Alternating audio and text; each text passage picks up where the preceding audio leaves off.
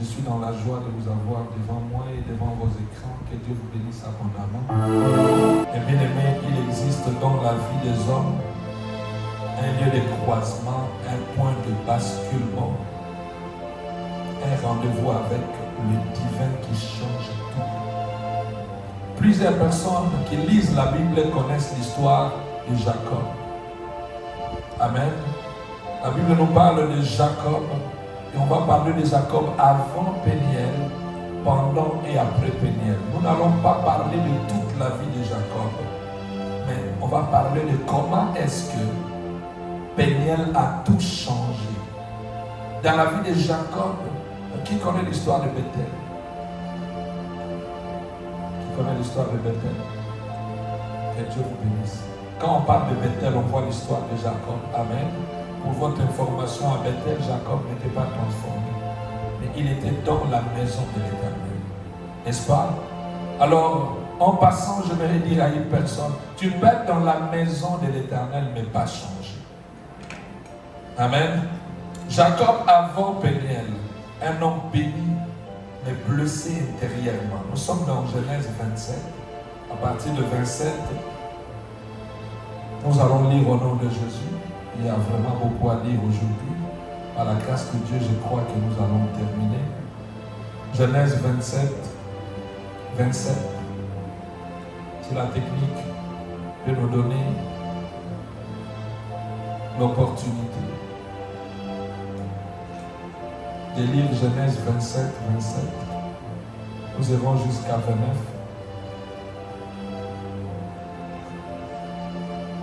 Je lis au nom de Jésus. Jacob s'approcha et le baisa. Isaac sentit l'odeur de ses vêtements, puis il le bénit et dit, voici l'odeur de mon fils est comme l'odeur d'un champ que l'Éternel a béni. La suite, s'il vous plaît. Que Dieu te donne de la rosée du ciel et de la graisse de la terre, du blé et du vin en abondance. La suite, s'il vous plaît. Que le peuple te soit soumis et que les nations se prosternent devant toi. Sois le maître de tes frères, toi. Et que le fils de ta mère se prosterne devant toi. Maudit soit quiconque te maudira et béni soit quiconque te bénira. Amen. Ici, c'est Jacob qui reçoit la bénédiction d'Isaac, son père. Ce n'est pas une mauvaise bénédiction. Il est béni. Mais il n'a pas encore changé. Amen. La Bible dit qu'il faut honorer ton père et ta mère. Quand tu les honores, ils te bénissent. Mais notre premier point est que nous voyons que avant Péniel, Jacob était un homme béni mais blessé intérieurement. Pour ceux qui peuvent lire tous ces chapitres, vous allez comprendre que Jacob, manipulé par sa mère et sa propre identité, a pu avoir l'accès à la bénédiction d'Ésaü. Personne ne pouvait l'empêcher. Il a reçu et son père va loin jusqu'à dire que tu seras le maître de tes frères. Il est le maître de ses frères. Il le bénit. Celui qui le bénira sera béni. Celui qui le maudira sera maudit. Mais il ne va encore changer. Amen. Jacob est béni. Il a reçu la bénédiction qui le pousse même à fuir. Son frère a peur, mais il n'a pas encore changé. Quelqu'un peut dire avec moi, il y a des bénédictions qui ne changent pas. Vous devenez riche matériellement, vous vous installez quelque part, vous dominez sur vos frères. Les gens qui vous maudissent rencontrent Dieu, mais il n'y a pas encore de changement dans votre vie. Il y a seulement la réception de matériel de bénédiction. Amen. Jacob a reçu la bénédiction de son père par ruse. Une bénédiction, oui, mais volée, accompagnée de culpabilité. Vous savez qu'il y a des personnes qui ne peuvent même pas témoigner ici devant comment elles sont bénies. Que ce soit dans les mariages, que ce soit dans les finances. Si on te donne les micros, tu dis seulement Dieu est bon. Amen. Jacob était béni par son père. Son frère était inquiet à cause de ça. Il a eu ses pouvoirs, mais plein de culpabilité. Est-ce qu'il t'est arrivé d'avoir l'argent ou une femme ou une maison ou une voiture, mais tu es plein de culpabilité? Les gens même te félicitent par rapport à un diplôme que tu as ou aux habits que tu as portés ou par rapport à ce que tu fais. Mais ton cœur te dit tu ne le mérites pas. Amen. Combien de personnes viennent à l'église le dimanche, les autres disent, ah toi vraiment, ça va, toi au moins tu t'efforces pour aller à l'église. Mais tu te dis, même si je m'efforce pour aller, je ne fais rien de grave. C'est parce que je n'ai rien à faire à la maison. Quelqu'un comprend? Jacob, béni, je vais aller lentement, béni par Isaac. Jacob, quand il arrive à Bethel, si vous pouvez écrire des références, ça vous aidera. Dans Genèse 28, la Bible dit que Jacob dormait, il a pris une pierre. Il ne savait pas où il était. Quand il voit les songes la nuit, il voit cette vision de l'échelle, il comprend qu'il est dans la maison de l'Éternel. Quelqu'un peut dire dans la maison de l'Éternel. Dans la maison de l'Éternel. Dieu est là. Et Jacob découvre, oh, je suis dans la maison de l'Éternel. Vous savez quoi? Il dit, je paierai ma dîme. Oh, je suis dans la maison de l'Éternel. Je ne savais pas. Il bâtit l'autel, mais il n'a pas encore changé. Quelqu'un peut dire, il n'a pas encore changé. Mais il se retrouve dans la maison de l'Éternel. Bien aimé, il y a des personnes, pasteurs, apôtres, prophètes, chantres, membres de l'église, qui est là actif, mais pas encore changé, dans la maison de l'Éternel, qui voient les choses, mais pas encore changé. C'est pour cela, ne jugez pas. Ne soyez pas content de dire, waouh, si j'étais comme lui. Cette prière n'est pas bonne. Ne prie même pas que Dieu te fait grâce comme moi. Parle seulement de Jésus. Ne parle même pas de roi David ou de Salomon. La Bible dit que Jacob était au lieu où il a vu le ciel ouvert. Les anges descendaient et montaient. Mais rien n'avait encore changé dans sa vie. Il n'était qu'un simple Jacob, un tricheur, un voleur, un manipulateur. Là, on parle de la grâce. Lorsque la grâce te localise, tu peux te retrouver même au milieu de brigands, de bandits, tu es béni. La bénédiction qui est une provision temporaire, mais qui ne change rien dans ta vie. Comme on dit à l'Ingalo, tout un libakou na zéro. Libakou libanga pesa libasso. Amen. Quand les gens se dirigent le dimanche à l'église, ils croient que ceux qui ne viennent pas sont rien. Moi, je vais même à l'église, vous me voyez ce que je fais? Non. Bien-aimé, venir à l'église, c'est rien. Il y a de ceux qui se retrouvent par accident, où il n'y a pas de choix, où tu vis la solitude, où tu veux chercher une copine ou un copain ou des amis pour les enfants. On a les amis, on va jouer avec les amis les dimanches. Beaucoup d'enfants viennent à l'église parce qu'ils ont des amis. Il y a aussi de ceux qui viennent faire le business à l'église. Bon, comme j'ai un business, j'ai besoin de personnes sérieuses, allons à l'église. Tu vas trouver des personnes sérieuses et tu vas recevoir aussi des prédications, mais tu peux être là, mais tu n'as pas encore changé. Quelqu'un peut dire avec moi, merci Jésus. Je comprends. Si vous lisez Genèse chapitre 29 et 31, vous allez comprendre que Jacob est allé chez son oncle Laban. Il a pris du temps. La Bible dit que Laban était injuste. C'est-à-dire deux manipulateurs se sont retrouvés. Mais le manipulateur qui était béni par le roi de Dieu a dominé sur l'autre manipulateur. Mais il ne reste qu'un manipulateur. Bien, mais il y a des grâces qui te protègent même si tu es voleur. Cela ne veut pas dire que Dieu te fait le privilège, mais tu as seulement trouvé grâce pour que tu puisses te repentir et que ta vie change. Amen. Avez-vous déjà vu des personnes comme ça? Elles font des bêtises, mais elles évoluent. Il y a une prière sur eux, n'est pas encore transformée. Cette personne finiront par faire quelque chose. Jacob se retrouve en train de combattre avec son oncle qui était devenu son beau-père. Beaucoup de changements dans sa vie. Cet homme a combattu avec son oncle jusque même quand il a fui. Laban le suit, Dieu dit, ne dis rien à mal ni à bien sur lui, Mais il n'avait pas encore changé. Il n'y avait que la promesse. L'ombre de la promesse peut déclencher la grâce et la faveur. C'est pour cela, fais attention. Toi qui fais l'orgueil, tu peux être seulement dans la saison de la grâce. J'appelle la grâce, mais c'est l'opportunité.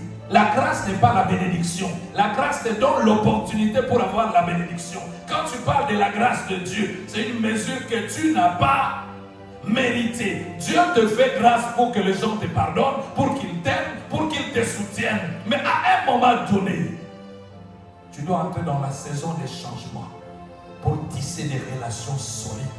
Quelqu'un peut dire merci Jésus. Je comprends et j'avance. Dans la maison de Laban, Jacob dit ceci: écoute, tu as changé mon salaire 2 fois. Si je n'avais pas pour moi le Dieu de Jacob et le Dieu d'Isaac, celui qui servait Isaac, le Dieu d'Abraham, j'allais sortir mes vides. Jacob n'avait pas encore changé. Mais le Dieu d'Isaac le poursuivait à cause des paroles d'Isaac.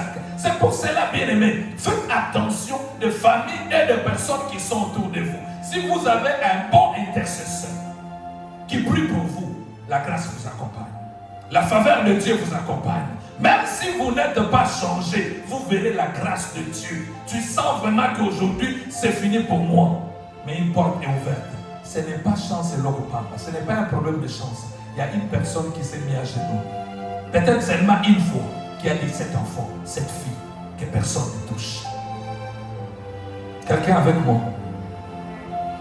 Quelqu'un peut dire je comprends.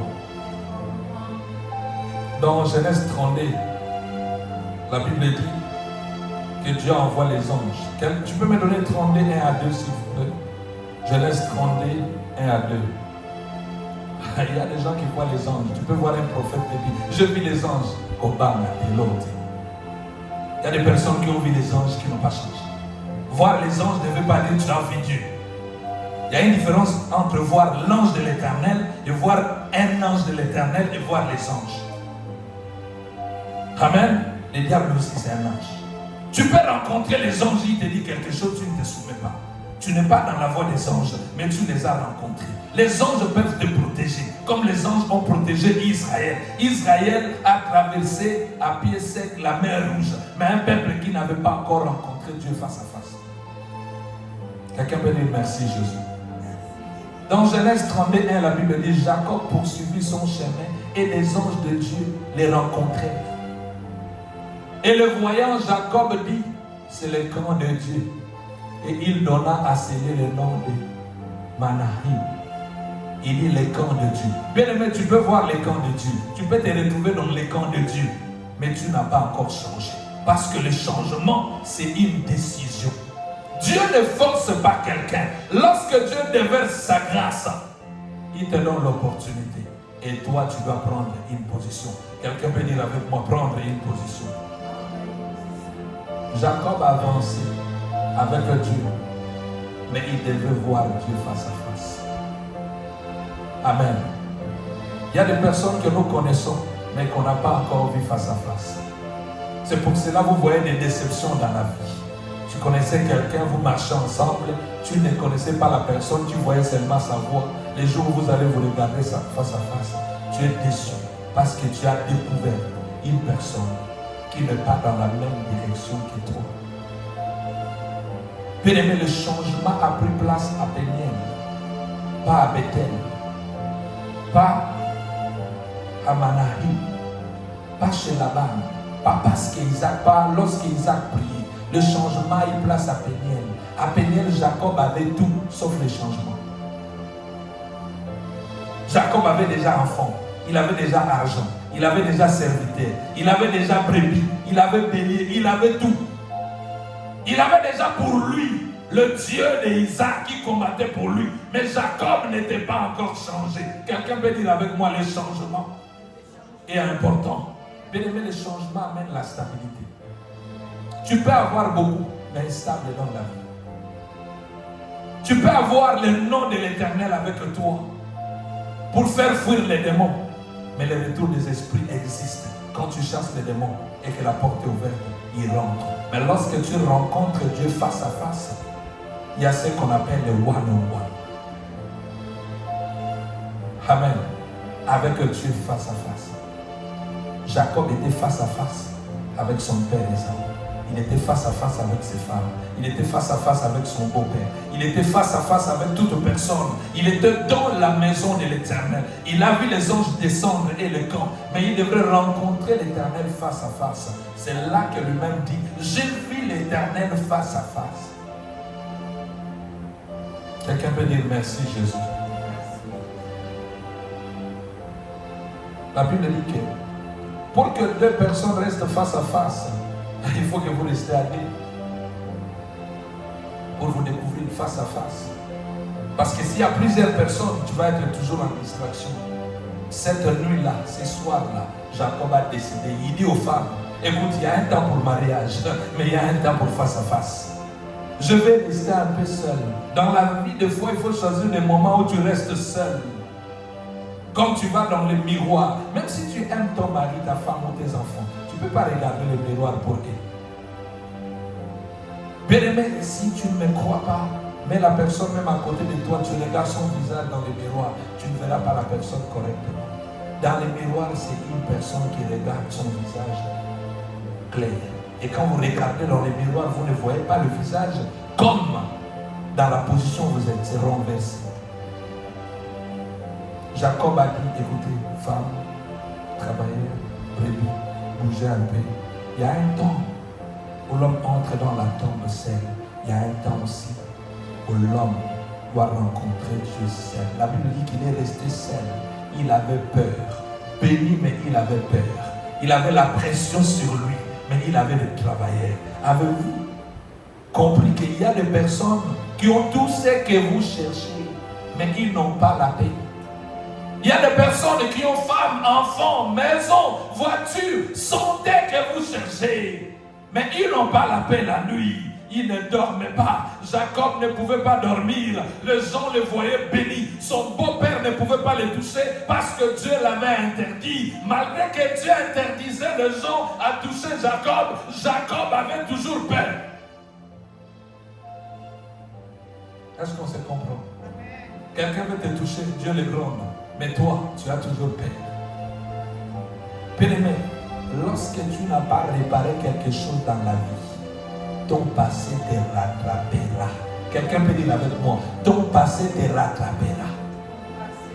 Ton passé te rattrapera. Ton passé te rattrapera. Si tu ne changes pas de position, ton passé te rattrapera. Si tu n'enlèves pas les habits qui sont en train de faire couler le sang, il y aura de traces pour t'avoir là où tu vas. La Bible dit que cette nuit-là, Jacob a vu un inconnu venir combattre. L'inconnu vient. Si nous pouvons lire 32 à partir du verset 24.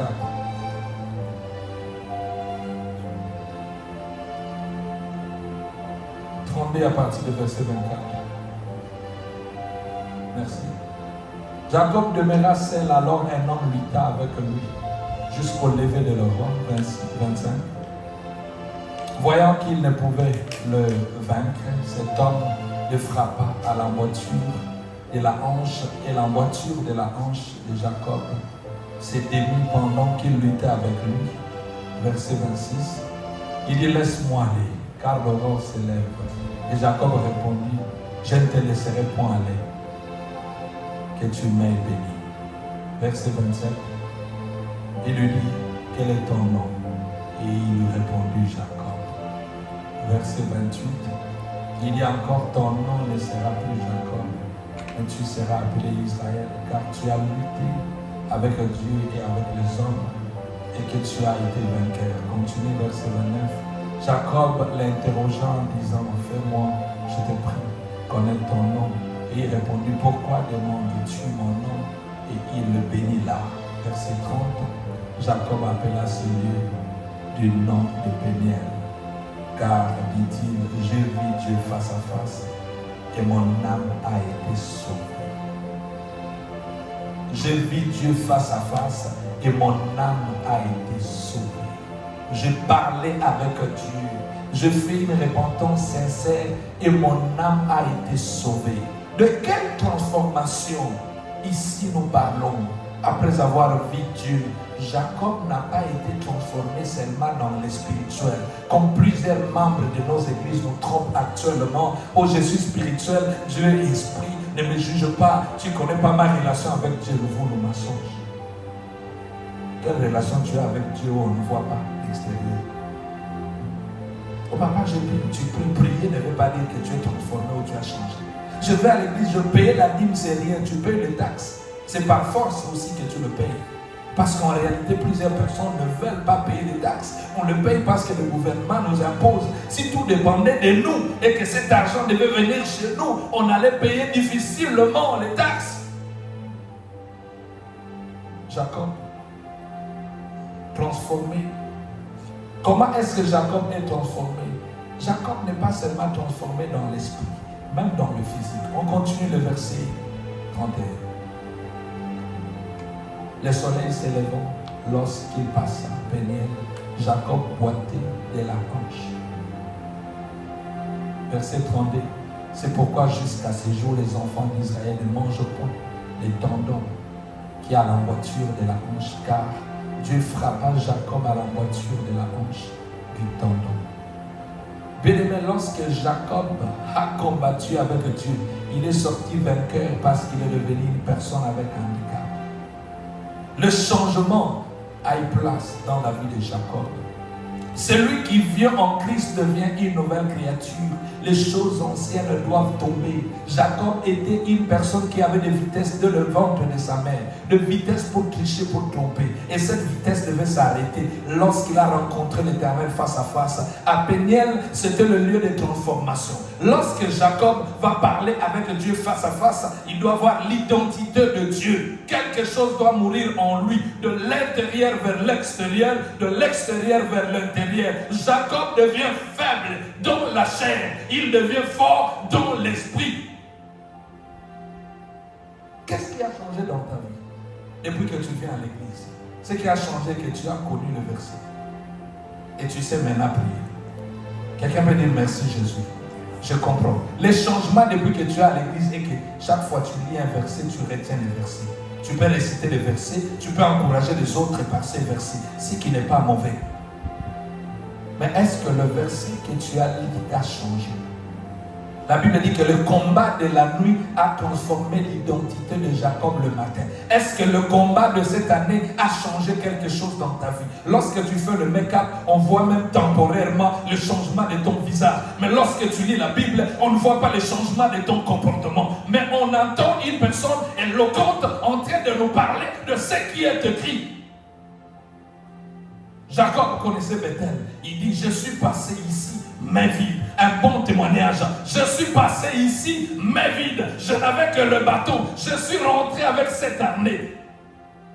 Il est rentré avec l'armée. C'est toi aussi, tu dis, Seigneur, le Dieu de mes enfants, le Dieu de mon mariage, le Dieu de mon maman, le Dieu de ma papa, le Dieu de ta tante. Hey. On sait tout ce que tu dis. Mais est-ce que quelque chose est transformé en toi? La transformation est seulement que plus tu deviens proche du pasteur, tu as maintenant peur de voler la dîme. Tu commences à payer quand même la dîme.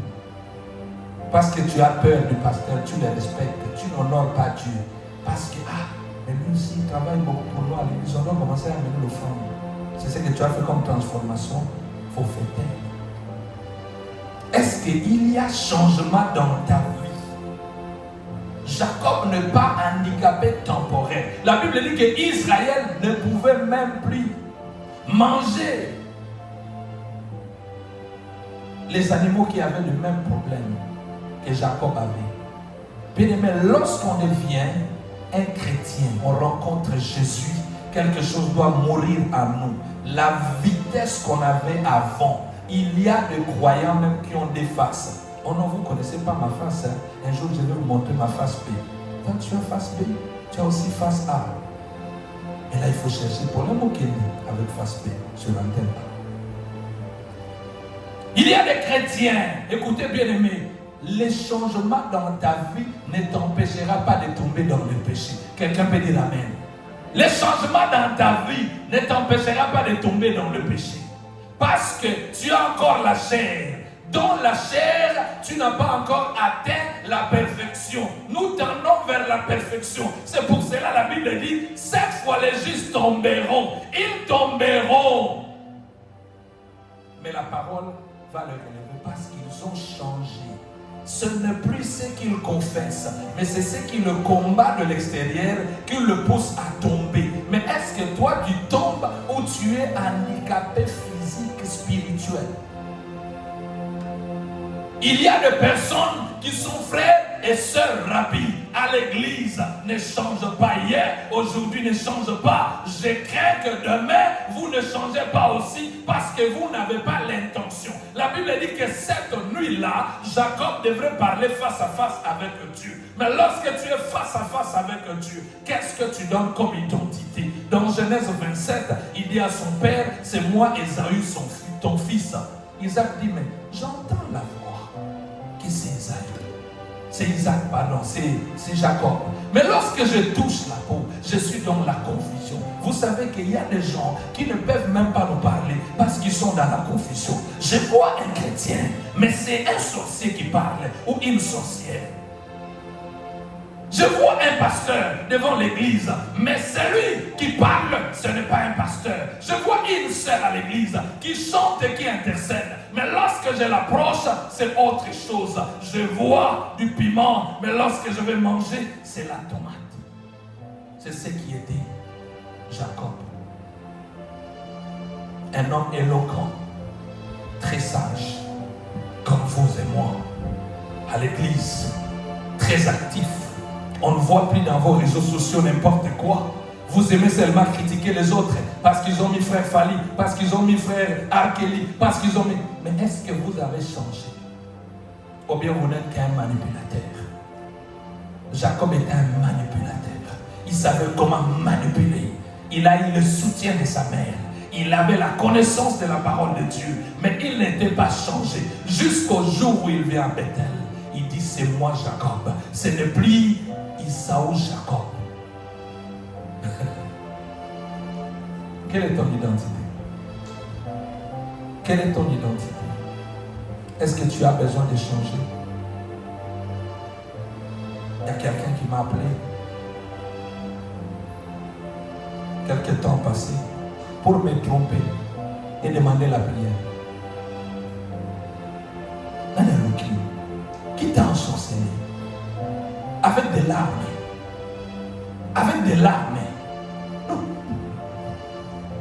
Quoi? Pour ce problème, tu veux quoi? La prière. Écoutez, Jacob dit à son père, ton Dieu a envoyé du gibier. Quand il dit, ah mon fils, trop rapide comme ça, tu as déjà eu du gibier et tu as préparé. Il dit, ton Dieu. Regardez un manipulateur professionnel. Il prend Dieu témoin et il dit que c'est Dieu qui l'a béni. C'est lui qui a amené du gibier. Au lieu de dire que c'est ta femme qui m'a trompé, il dit ton Dieu. Regardez combien de fois vous cherchez à convaincre les gens et à bâtir de bonnes relations sur de mauvaises bases parce qu'il n'y a pas de changement. Il y a tant de déceptions dans les églises. Ceux qui viennent ne peuvent plus rester. Ils courent vite parce que ce qu'ils ont entendu, ce n'est pas ce qu'ils ont vu. Il n'y a pas encore les changements dans ta vie. Bien-aimé, la Bible dit malheur à celui qui est l'occasion de chute pour l'autre. Jacob, un menteur, a transmis les mensonges à sa femme Rachel. C'est pour cela lorsque son père le suit pour chercher ses dieux, Rachel trompe comme son mari. Bien-aimé, il est temps que chacun de nous comprenne que si tu n'es pas encore changé, c'est que tu as été transmissible. La Bible dit que sa femme a volé le Dieu et elle s'est assise sur ses dieux. Lorsque son père vient, il dit, mais où est-ce que vous avez mis ça? Jacob dit que celui qui a pris ça puisse mourir.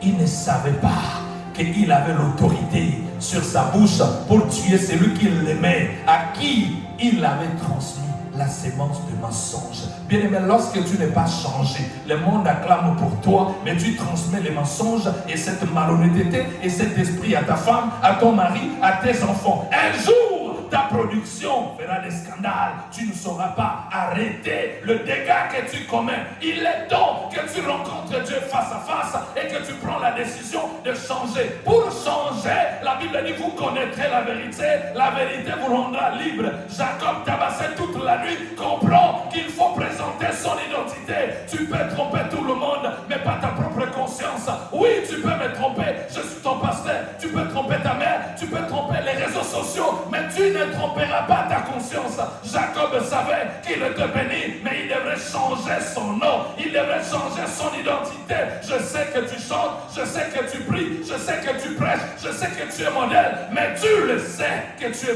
malhonnête et manipulateur. Écoutez, bien-aimé, ce que j'aime avec Dieu, il voit tout, mais il fait grâce à tout le monde. Il y a un moment, Dieu te fera grâce, le monde ne te fera pas grâce. Dieu va prendre ton âme, il va sauver, mais le monde va te faire passer à l'épreuve. Aujourd'hui, l'Éternel t'appelle, il te dit fais attention, le monde ici, c'est le diable qui est le prince. Lorsque tu trompes, ce sont ces armes que tu utilises. Lorsque tu restitues les armes, il récupère tout ce que tu as bâti avec ces armes. Écoutez, Dieu dit à Jacob, on ne t'appellera plus Jacob. Parce que dès qu'on t'appelle Jacob, Ésaü te tue. Dès qu'on t'appelle Jacob, Ésaü te tue. Bien-aimé, tu peux prier. Dieu te fait grâce. Mais ton ennemi reste ton ennemi. Oh Seigneur, change ton cœur. Dieu ne va pas changer son cœur parce qu'il ne contrôle pas son cœur. Son cœur est entre les mains du diable. C'est un méchant. Il t'attend pour te tuer. Bien-aimé, regardez même l'histoire de Paul, Saul de Tarse. Ce qu'il a fait, même s'il est devenu apôtre, il a fini par le subir. Bien-aimé, il est temps que chacun de nous comprenne que tu dois changer ton identité. Tu changes ton identité pour la gloire de Dieu, pour protéger ta famille et pour protéger ton avenir. La Bible dit, si tu crois au Seigneur Jésus-Christ, tu seras sauvé, toi et ta famille. Les conséquences du péché amènent la malédiction. La malédiction va jusqu'à 4 générations. Même si tu rates aujourd'hui ton avenir dans la vie de tes enfants, il y a toujours des dégâts. Dieu t'appelle pour le face-à-face, pour que tu t'inclines, tu comprends qu'il faut pardonner quelqu'un, parce que tu ne sais pas ce que tes amis, tes enfants feront. Je parlais avec une dame qui me dit, non, j'en ai assez. Cet homme, non, je ne vais pas pardonner. J'ai dit, mais vous avez des enfants, il n'y a pas de problème. J'ai dit, tes enfants, on ne va pas les pardonner, parce que toi, tu ne pardonnes pas. Et n'oublie pas, maman, toi qui ne veux pas un homme, n'oublie pas que tes enfants ont la sémence de cet homme. Si tu ne changes pas ton identité, en train de maltraiter un homme, c'est ce que tu prépares pour tes enfants. Nous devons changer dans la vie. Tu crois que tu es en train de maltraiter une femme, tu dis, ah, cette femme-là, c'est quoi? Moi, je prends soin de mes enfants. Les enfants dont tu prends soin ont la sémence de cette femme. Et un jour, ce que tu sèmes à une femme, c'est ce qu'on sèmera à tes filles. Tu as des cercles. Tu verras cette même sémence de l'autre côté. À Péniel, ce n'était pas l'affaire de recevoir quelque chose. C'était bénis-moi. On bénit une personne qui a tout. Qu'est-ce que Jacob pourrait demander cette nuit-là? Il demandait à Dieu de le bénir. Il y avait béni. Il y avait tout. Bien-aimé, tu as tout. Mais tu as besoin de la bénédiction qui enrichit. Lorsque tu reçois la vraie bénédiction, cette bénédiction amène la stabilité. Tu n'es pas en paix. Tu te prépares pour tromper la personne que tu n'as pas encore rencontrée. Le mensonge nécessite la maintenance. La vérité n'a pas besoin de maintenance. Lorsque tu dis la vérité, même si tu oublies, on te rappelle, tu vas être là. Une personne qui vit dans les mensonges comme Jacob doit se préparer pour maintenir, comment convaincre. Regardez l'énergie à gaspiller pour maintenir le mensonge. Cette énergie, tu peux faire autre chose. Il y a des personnes qui vivent l'anxiété à cause du mensonge de 20 ans, de 30 ans. Il est temps que tu déposes comme Jacob, que tu dis à une personne, ah, toi, tu as assez, c'est fini, je t'ai trompé depuis 20 ans, je t'ai trompé depuis 30 ans, je suis fatigué. Dès que tu me vois, tu ajoutes des briques, des blocs. Tu ne sens pas que ces blocs-là, tu pouvais construire des immeubles. Non, c'est à cause des ABC que tu vois CD. On dit, mais c'est quoi les CD? C'est à cause des DVD. C'est quoi DVD? C'est à cause des flash USB. C'est à cause de Bluetooth. Ok, Maintenant, c'est plus infrarouge. C'est quoi? Maintenant, tout c'est AI. Oh. Bien-aimé, il est temps que tu comprends que l'évolution, ce n'est pas seulement dans les téléphones. Dans la vérité, il n'y a pas d'évolution. La vérité reste comme ça. Mais le mensonge a besoin d'évolution pour convaincre, pour convaincre, pour convaincre. Si tu n'arrives pas à convaincre une personne aujourd'hui, elle t'abandonne. Mais la vérité est là. La sagesse dit que la vérité vient lentement, mais elle arrive toujours. Le mensonge a besoin de maintenance. Jacob était fatigué. Cette nuit-là, il dit, écoute papa, je suis fatigué, je m'appelle Jacob. Qui peut dire je suis fatigué? On laisse tomber. Je suis fatigué. Jacob n'a fait que la repentance. Prendre la partie de Dieu contre lui-même. Quand tu prends la partie de Dieu contre toi-même, c'est-à-dire que tu deviens en Christ.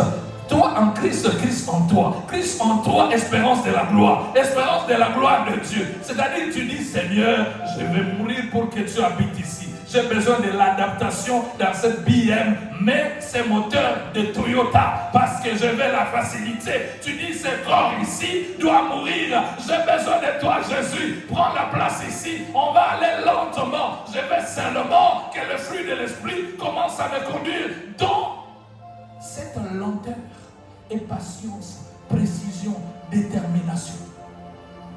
Vous savez quoi? Les pensées de Dieu ne sont pas tes pensées. Et tes pensées ne sont pas le sien. Ce que tu penses, je ne sais même pas si ça va arriver. Combien de fois tu tombes? Est-ce que tu peux décider de dire à Dieu aujourd'hui, Seigneur, c'est fini? Regardez-moi un homme qui vole l'argent dans sa maison. Parce que le diable lui a dit quelque chose. Regardez-moi une femme qui vole l'argent dans sa maison. Vous êtes en couple, mais vous volez l'argent. L'autre vole ici, l'autre vole là-bas. Ou vous n'avez pas volé selon vous, mais pourquoi vous ne dites pas la vérité à l'autre? Celui qui ne dit pas la vérité est sous pression. On ne t'a même pas arrêté, mais tu as peur qu'on découvre ce que tu es en train de faire. En réalité, on ne te mettra pas en prison, mais toi-même tu le sais que ce que tu fais n'est pas bien. C'est ton argent, mais tu l'as volé. C'est ton corps, tu as mal géré ça. Il y a des personnes, lorsqu'elles te voient, le pasteur vient, on s'échange. Qui suis-je? Dieu était là quand tu t'es mal habillé. Dieu était là quand tu prenais ton alcool. Et quand tu nous vois, tu changes d'attitude. Qui suis-je? Qui est en train de souffrir? Moi, je vais passer quelques minutes et puis je passe. Mais c'est toi qui as la pression. Est-ce que tu sais que dans cette pression, tu peux te casser? Dans cette pression, tu peux commettre des dégâts dans ta vie. Dieu t'appelle aujourd'hui à déposer. Tchanasé, comme on dit à l'Ingala, qui dit ça. Lâche prise. On avance lentement. Vous savez, avant que je te voie, Dieu te voit. Même quand Philippe a appelé Nathanaël, il ne connaissait pas l'histoire des figuiers.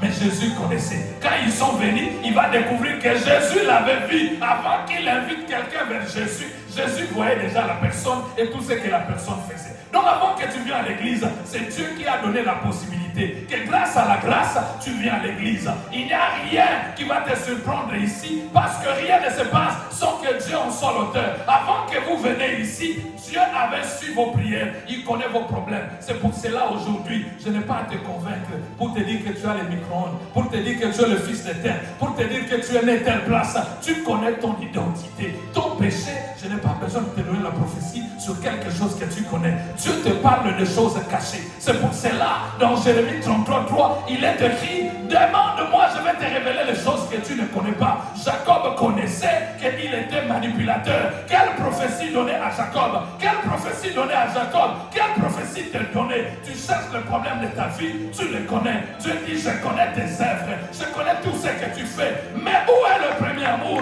Tu connais où tu es tombé. Va là où tu es tombé. Tu n'as pas besoin que quelqu'un te pousse. Lorsque tu es tombé, tu étais tombé par décision mature. Aujourd'hui, Dieu te dit, va seulement, simplement, là où tu es tombé, prends la chose, relève-toi et avance. Va là où tu es tombé, prends la chose, répare et avance. Jacob était allé seul. Bien que sa mère lui avait parlé, il est allé seul. Et ce jour-là, il n'avait pas besoin de Rachel, il n'avait pas besoin de Léa. Tu n'as pas besoin de quelqu'un, tu n'as même pas besoin de versets bibliques, parce que c'est la repentance. Seigneur, je suis tombé, j'ai trompé, j'ai mal parlé, j'ai mal géré ma vie. Ce n'est pas les gens qui t'ont influencé, décision a déterminé ce que tu es maintenant. Tu n'as pas besoin d'accuser quelqu'un. Il ne faut pas être comme Adam. La Bible dit qu'Adam devrait accuser sa femme. Il a accusé sa femme pour dire la femme que tu as mis ici. J'aime l'intention de David. Lorsqu'il veut le changement, il dit Seigneur, mon péché est constamment devant moi. Mon péché est constamment devant moi. Mon péché est constamment devant moi. Oh Jésus, David ne dit pas Seigneur, tu as placé cette femme. Il dit mon péché. Il dit pas Bathsheba m'a provoqué. Elle était séduisante. Mais il dit mon péché. Mon péché. Mais lorsqu'on est dans le lieu de changement, on ne parle pas de son père. On ne parle pas de sorcier. On ne parle pas de méchant. Mais on regarde ce qu'on a fait comme réaction. On regarde ce qu'on a dit. On regarde ce qu'on a pensé. On regarde ce qu'on a agi. Jacob dit écoute ça. Je suis Jacob. Je t'ai vu face à face. Je perds Esaü parce que je l'ai trompé. Je perds Esaü. S'il me rencontre le matin, il me tuera. Il me frappera avec les enfants. Je ne sais où aller. Tu ne peux pas dire Seigneur, justifie-moi. Dieu ne peut pas te justifier avant que tu sois accusé. Va devant lui. Dépose la plainte contre toi, comme Jacob l'a fait. Il dit, regarde-moi, je suis voleur et manipulateur. Esaü me poursuit avec cause, parce que j'ai volé. Même si je suis béni, j'ai volé. Même si on m'a béni, j'ai volé. Bien-aimé, mais qu'est-ce que tu fais comme prière? Je suis mort à la croix comme avocat.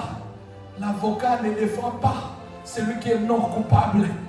L'avocat défend celui qui est en trouble. Et celui qui est en trouble doit dire à l'avocat son problème sans honte. C'est ce que Jacob faisait cette nuit-là. Il dit, papa, tu sais que moi, je suis dangereux. J'ai mis la peau d'animal. Je sentais comme l'animal. Mais ma voix m'accusait toujours. C'est-à-dire quand tu le fais, même si les gens acceptent, ils te bénissent, mais tu te sens sale. Tu dis, mais c'est quoi ça? Jusqu'à quand je vais sortir? Aujourd'hui, l'Éternel t'appelle. Il te dit qu'il est temps. Il est temps que tu comprends. Il est temps que tu acceptes que les autres ont réagi face à ton action. Tu as posé l'action, quelqu'un a réagi. Mais tu disais seulement, regarde comment on me fait. Mais tu oublies la petite chose que tu as fait. Ton insulte a poussé quelqu'un à te gifler. Mais lorsque tu te présentes au tribunal, tu montres les sons. Regardez comment je suis en train de saigner. Regardez comment on m'a fait. Mais tu oublies que tu as poussé quelqu'un. Tu as incité quelqu'un par ta parole rusée. Tu es resté calme. Tu sais comment manipuler et pousser les gens. Je te dis aujourd'hui, répands-toi. Reconnais ta faute sincèrement. Tu le sais. Pourquoi? Pourquoi on t'a fait ça? Pourquoi ces choses sont arrivées? L'Éternel est là pour changer quelqu'un. Écoutez, Jésus dit, celui qui vient à moi, celui qui m'accepte, celui qui accepte son péché, je suis digne de pardonner et d'effacer l'iniquité. Il n'y a rien qui peut te détruire plus que la culpabilité. Tu peux demander pardon, mais un mauvais pardon te pousse dans la position d'avoir toujours peur que ces choses vont arriver. Des fois, rien n'est encore arrivé. Tu cherches à vérifier.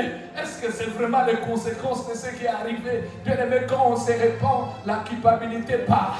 Quand on se répand, on a une nouvelle identité. Quand on se répand, le passé, c'est-à-dire, il y a l'humiliation ou la honte qui nous accompagne temporairement. Mais on continue une vie calmement. La Bible dit que David était tombé avec Bathsheba. Quand il s'est retrouvé à pleurer, il a pleuré amèrement. Et Dieu a fait grâce. Il dit que c'est de Bathsheba que sortira un roi. Lorsque la grâce vient dans la vie d'une personne de changer, c'est l'explosion et le succès. Salomon devrait sortir de lieu où il y a eu le changement. David n'a pas eu honte. On l'appelle l'homme selon le cœur de Dieu. Parce que lorsqu'il s'est approché de Dieu, il a déchiré son cœur. Mais lorsqu'on parle de Saoul, qui devrait aussi changer, il dit, laisse-moi et présente-moi devant le peuple. J'ai besoin de l'honneur. Bien aimé, il est temps que tu reconnais que quelque part, ce n'est pas pour rien que le diable te poursuit. Quand tu le reconnais, ce n'est pas pour lui donner le pouvoir, mais c'est pour dire à l'Éternel, I surrender. Car tu sais que seul, tu ne sauras pas. Aujourd'hui, je parle à une personne. Ce lieu est votre péniel. Le lieu où tu dois prendre la décision de comprendre que si vous êtes arrivé à ce point, tu as contribué quelque part. Et quand tu arrives devant Dieu, ne parle pas de ce qu'on t'a fait. Parle de ce que tu as fait. Que tu sois un enfant, que tu sois un parent, que tu sois un mari, reconnais. Si tu ne reconnais pas ta faute, tu vas répéter la faute. Mais si tu reconnais ta faute, bien aimé, tu prends la position avec la honte. Et dès que tu présentes cette faute, tu es humilié. L'histoire de David qui est tombé avec Bathsheba est écrite dans la Bible. Pas pour dire que David était un homme inutile, mais pour dire qu'il était l'homme selon le cœur de Dieu. Lorsqu'il s'approche de Dieu, il dit, Seigneur, mettons cette femme à côté. Je vis, j'ai analysé, j'ai commis les crimes. Ce n'est pas cette femme qui m'a demandé de le faire. Je pouvais bien me contrôler. Je m'étais contrôlé devant Saoul qui était mon ennemi. Je ne l'ai pas tué. Mes sentiments m'ont poussé à le faire. J'étais fort devant Goliath. J'étais fort. Je refusais de toucher à Saoul. Je dis qu'il était ton roi. Mais ici, j'ai touché à Uri, une personne innocente. Bien-aimé, la malédiction ne te poursuit pas parce que le diable est fort ou parce que tu es tombé dans le péché, non. C'est parce que tu n'as pas réparé, tu n'as pas nettoyé cette bouteille, tu n'as pas purifié tes mains, tu n'as pas accepté la honte. Bien-aimé, tant que tu reçois le crédit, là où tu es tombé, ce crédit va s'accrocher à ton cou, tu ne seras pas en paix. Ne reçois pas le crédit d'un lieu là où tu as mal agi, on te donne raison. Bien-aimé, ne prends pas ça. Cette raison, c'est du poison pour toi. Rebecca dit à Isaac, écoute, tu vois Esaü, il a pris les filles de Cana ici. C'est un mauvais garçon. On dit à Jacob d'aller où? Maman protège son enfant qu'il aime beaucoup. Mais le diable est derrière lui. On peut te changer de vie. On peut te changer de maison. On peut te défendre. Lorsque tu as les péchés en toi, les diables ne te pardonnent pas quand tu cites le nom de Dieu. Tu sais, Rebecca a bien joué son jeu. Isaac était déjà aveugle. Mais Dieu voyait, les diables aussi voient. Il sillonne à la terre. La Bible dit qu'il rougit. Il passe partout pour voir. Il a vu. Il dit, Jacob, je ne te laisserai pas. Je te volerai la paix. Tu auras l'argent, mais je te volerai la paix. Bien-aimé, ta mère, ton père, ta famille peut te protéger. Mais personne ne peut te protéger contre le diable. Lorsque tu n'as pas fait une bonne repentance, le diable ne te laissera pas. À tout moment que tu citeras le nom de Dieu, les anges du diable viendront pour entrer dans ta vie et faire leur travail. Parce qu'ils ont l'accès. L'accès, c'est là où il n'y a pas une bonne repentance. Tu peux croire qu'il y a petit péché, grand péché, il n'y en a pas. C'est pour ça que la Bible dit ne jugez point. Dieu lui-même n'a pas encore commencé le jugement. C'est le diable qui nous malmène.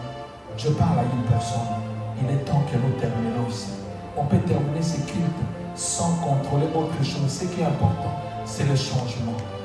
Tu as mal parlé à ton père, tu as mal parlé à ta mère, tu as mal parlé à un ami, à une amie, à une femme, à un homme, à un pasteur, à qui que ce soit. Tu le sais que les gens t'ont donné raison. Mais quand tu es resté seul, tu as compris que tu avais tort. Il est temps qu'aujourd'hui, avant même d'aborder la personne, que tu le reconnais devant Dieu, que tu prends ta position. Le reste, c'est Dieu qui va te conduire. Tu es en ligne, tu sais. Tu as dit, oh, je suis fatigué de comprendre. Moi aussi, je dois amener l'incompréhension. C'est toi qui as décidé d'amener l'incompréhension. Et quand tu as amené l'incompréhension, il y a des scandales. Dieu t'avait dit que tu sois doux, que ta douceur soit connue de tous. Tu as refusé la douceur, c'est-à-dire que tu es sorti dans les camps de Dieu pour emprunter la brutalité, l'insolence, le camp de l'ennemi. Les conséquences sont réelles. Dieu t'appelle à la repentance aujourd'hui. Bien-aimé, tu es là. Tu n'as pas besoin de ton argent. L'offrande de repentance, c'est les conséquences d'un cœur pur. On ne commence pas à apprendre à s'aimer l'argent pour se repentir. Plusieurs personnes ont manipulé les pasteurs. Prends la télévision, prends l'argent, prends la voiture. Ce qu'on a besoin, c'est le changement. Là où il y a le changement, on peut donner avec un cœur pur. Quand on donne avec un cœur impur, on peut s'aimer dans cette église, offrande de repentance, et après demain on se fâche, on quitte l'église parce qu'on a vu notre personne tomber dans le péché. Mais une personne qui fait la repentance sincère devient une lumière. Cette lumière devient aussi le sel. J'invite tout le monde à être debout. Que vous soyez ici à la maison, c'est le moment de changement. Je n'ai pas besoin d'entrer en détail. Je sais que chacun a son cas. Que les enfants et les adultes s'élèvent. Vous aussi les enfants, des fois vous trompez les parents à la maison, avec les téléphones, avec les réseaux sociaux. Il est temps que vous dites la vérité. Je demande aux enfants et aux adultes, ce que vous faites en cachette, qui vous pousse à avoir peur, vous devez confesser aujourd'hui pour ça. Car Dieu veut le changement. Le changement amène la liberté. Le changement amène la paix. Le changement amène la paix du cœur. Là où tu as une conscience, quand maman entre dans la chambre, tu ne changes pas ce qui est dans les téléphones. Tu laisses ça, elle entre, elle voit. Quelqu'un peut dire avec moi, Seigneur Jésus, je te dis merci. Je te dis merci. Je suis en ce lieu de changement. Je suis en ce lieu de Je changement. reconnais ma faute. Je ne suis pas l'accusateur. Je dépose la plainte contre mon comportement. Seigneur Jésus. Seigneur Jésus. Je viens te dire la vérité. Je viens te dire la vérité. Que je n'avais pas bien agi. Que je n'avais pas bien agi. Je comprends aujourd'hui que j'ai manipulé les hommes. Mais je ne peux pas te manipuler. Car tu as tout vu. Je laisse tomber ces combats de la chair. Je laisse tout entre tes mains. Je décide de changer. Je vais tout exposer. Pour mon changement, le reste dépend de toi. Moi, je veux le changement et le progrès. Car je vais dormir en paix et me réveiller en paix. Seigneur Jésus, merci parce que tu m'as parlé. Pour que mon identité soit transformée. Je te dis merci. Je ne serai plus l'accusateur. Je ne vais plus manipuler les gens par mes larmes. Je ne le ferai plus jamais. Je décide de devenir humble. Et je commence une nouvelle vie pour ta gloire aujourd'hui. Au nom de Jésus.